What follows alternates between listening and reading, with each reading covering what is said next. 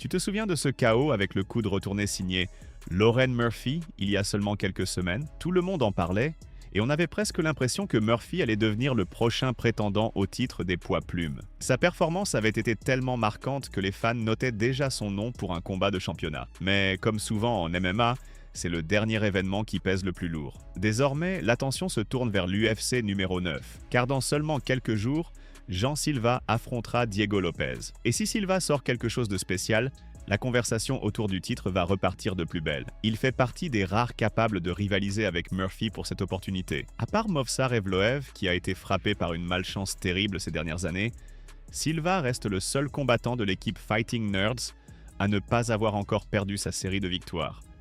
C'est justement ce qui rend ce duel si intriguant. Mais voilà, si Lopez s'impose, alors la route s'ouvre définitivement pour Murphy. Diego avait déjà eu sa chance face à Vogue et il a échoué, donc même une victoire ici ne le remettra pas directement dans la course au titre. Big John McCarthy et Josh Thompson ont déjà réagi à l'approche de cette UFC numéro 9. Voyons ça de plus près. Jean Silva doit-il absolument gagner ce combat pour prouver que les nerds du combat ne sont pas des imposteurs? Non. Allons, tu affrontes les meilleurs du monde. Il est normal de parfois perdre. Selon moi, en boxe debout, ils ont tous les deux de la puissance. Mais le plus complet reste Silva. Il possède davantage d'armes. Son travail en striking est plus propre et précis. Diego balance de larges coups circulaires, tu vois, mais il a de la force.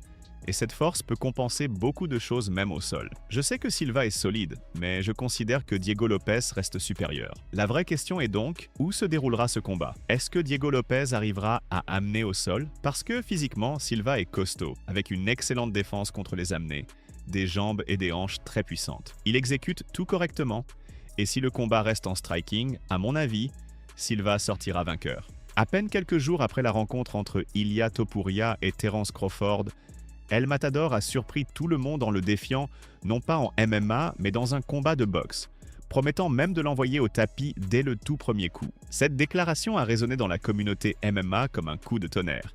Mais les fans n'y ont pas cru une seule seconde. Presque tous se sont rangés immédiatement du côté de Crawford, rappelant qu'il est actuellement l'un des meilleurs boxeurs livre pour livre de la planète. Le journaliste Luke Thomas est allé encore plus loin, affirmant sans détour que dans un ring, Crawford détruirait Topuria sans pitié. Il a rappelé à tout le monde ce que Crawford avait fait à Errol Spence, un autre boxeur d'élite livre pour livre, en le démantelant complètement. Et si un champion du monde peut subir un tel sort, conclut Luke, alors Ilia n'aurait littéralement aucune chance dans un affrontement de boxe. Le monde du MMA n'a pas manqué d'y voir une certaine ironie. Les fans se moquaient d'Ilia, estimant qu'il suivait pas à pas la trajectoire de Conor McGregor, battre le plus grand poids plume de l'histoire, ensuite décrocher une ceinture chez les légers, puis se tourner directement vers un combat de boxe lucratif. Reste à savoir s'il était vraiment sérieux ou simplement en quête de gros titres, mais le bruit autour de lui ne faiblit pas. Et l'analyse de Luke Thomas a sans doute été la réaction la plus tranchante aux propos de Topuria, en disant qu'il mettrait soi-disant Terence Crawford KO dès son tout premier coup, si jamais il se retrouvait un jour sur le ring. Ce n'est pas un défi en MMA, c'est bien un défi en boxe contre Terence Crawford.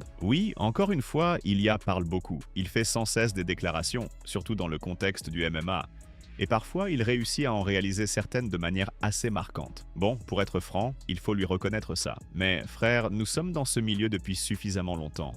Et je comprends très bien que l'idée même qu'un combattant de MMA, même solide comme Ilia Topuria, puisse tenir au niveau, ça prête à sourire. Et même s'il y arrivait, regarde ce que Bud lui a fait. Il a littéralement bouleversé sa carrière, l'a poussé à la retraite, et pourtant c'était un combattant de niveau livre pour livre. Alors Crawford démolirait simplement Topuria. Aujourd'hui, une nouvelle inattendue a fait surface. La mère du champion de l'UFC chez les poids légers, Ilia Topuria, a accordé une interview à une chaîne géorgienne et a révélé quelques détails surprenants sur son fils. Tout le monde connaît Ilia comme une véritable bête dans la cage, balayant ses adversaires sans effort. Mais en dehors de l'octogone, il existe une facette bien différente. Sa mère a commencé à parler d'Ilia et de son frère Alexandre, évoquant leurs habitudes et ce qu'ils aiment faire. Et là, elle a confié quelque chose qui pourrait surprendre même les fans les plus fidèles. Ilia aime la poésie. Oui, tu as bien lu. Tu te souviens quand on s'était moqué de lui chez Joe Rogan parce qu'il affirmait lire beaucoup mais n'avait pas pu citer un seul livre? Je lis énormément de livres. J'adore lire. Il s'avère que ce n'étaient pas des paroles en l'air. Selon sa mère, Ilia lit toujours régulièrement.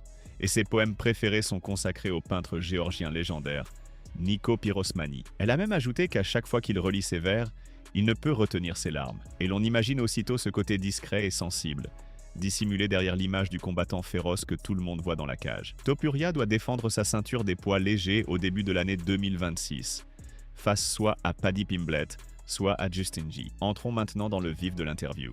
Quand Ilya et Alexandre vivaient en Géorgie, ils participaient souvent à de nombreux tournois. À chaque fois qu'ils venaient chez nous en Espagne, ils apportaient une énorme valise remplie de coupes et de médailles. Ma plus grande fierté, ce sont ces deux garçons et leurs incroyables réussites. Alexandre est un danseur d'un talent exceptionnel.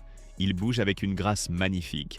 Et en plus, il chante remarquablement bien. Ilya, lui, adore la poésie. Il lit souvent des poèmes sur pyrosmanie et parfois, il en est tellement ému qu'il finit en larmes. C'est une personne extraordinaire.